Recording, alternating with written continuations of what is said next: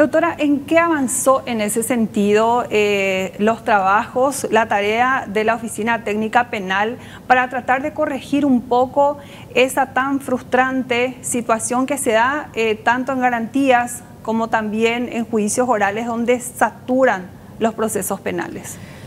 Bueno, Mabel, acá hay algo que explicar a la teleaudiencia o a los que nos están escuchando y viendo, es que en realidad la Oficina Técnica Penal tuvo sus orígenes en el 2003 aproximadamente, cuando se instala el nuevo modelo penal, que nosotros sabemos que antes existía un sistema inquisitivo y pasó a un nuevo sistema que es el sistema acusatorio mixto, que tuvo muchos problemas cuando se empezó a implementar. ¿Por qué? Porque también tuvo una congestión de causas.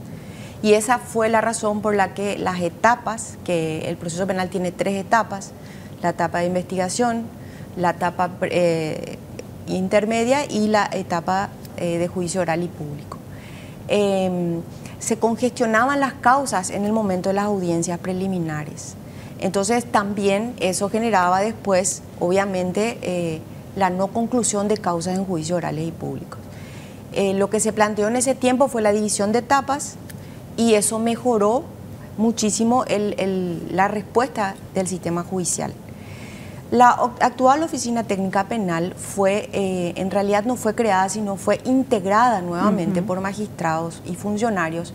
Es una oficina técnica de trabajo voluntario por parte de magistrados y funcionarios que quieran formar parte, y tiene básicamente 6 ejes de trabajo. Estos 6 ejes de trabajo están directamente relacionados con la descongestión del sistema penal y obviamente que eso evite la impunidad y esa mora que tenemos dentro del sistema judicial. Tenemos varias acordadas.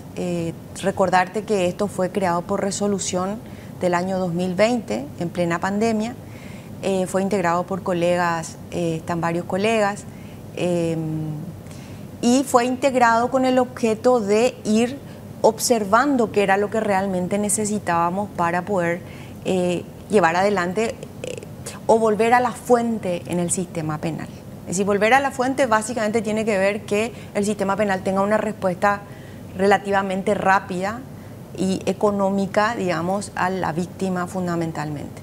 De hecho, doctora, también se habla mucho del abuso de la prisión preventiva, que actualmente esto sigue siendo real, porque a medida que los jueces también van dando medidas, se triplica o cuadruplica la cantidad de personas que van ingresando al sistema. En ese sentido, ¿por qué cuesta tanto aplicar medidas alternativas a la prisión o mantener por tanto tiempo a una persona privada de libertad?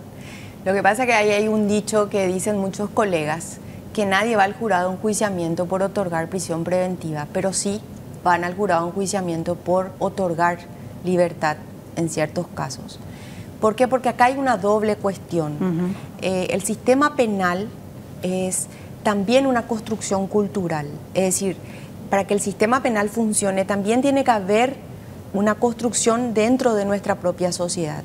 ¿Y cuál es el grave problema que tenemos? Que la prisión preventiva parece como una cuestión que soluciona el problema del motochorro, del que te asaltan la calle, porque vos ves que ese problema se traslada a una privación de libertad. Entonces, la sensación de seguridad que genera la prisión preventiva, en realidad es una sensación imaginaria, porque eso es preventiva. Es decir, es a los efectos solamente de que esa persona se someta a un proceso penal. No es una pena anticipada y tiene un plazo de duración mínima y máxima dependiendo del tipo penal.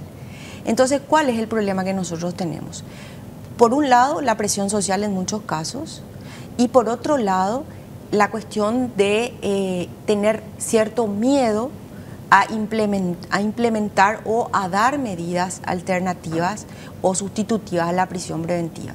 En este marco nosotros, desde la Oficina Técnica Penal, en coordinación, acordémonos que la Oficina Técnica Penal depende de la Sala Penal y de la Corte Suprema de Justicia. Es decir, nosotros implementamos la política criminal que determina la Sala Penal en base a los criterios que establecen los ministros y en distintas fases. Bueno, dentro de lo que me estás planteando, se acordó valga la redundancia, la acordada sobre prisión preventiva, que es la acordada 1511 del año 2020, donde se exhorta a los jueces a aplicar las medidas privativas de libertad, que ya de hecho dice la Constitución, en casos extremadamente necesarios.